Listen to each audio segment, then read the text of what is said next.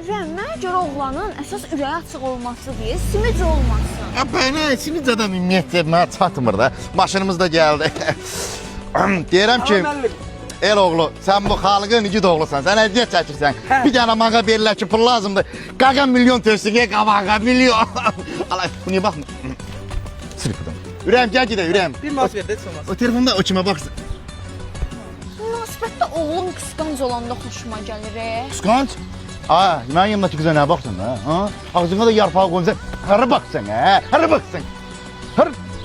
Başım bırak, harı baxsan bak. Ürəyim, ya bu kim deyil saygıqan mən tər oldum Dilim dodağım qurudu, bir dənə su ala bilərsiniz. Ay, almıram, sapıra bir bulaq açım. Bir dənə baxarsınız, marşetdən sərəfdəydi. Marketdi, düz mü gördün?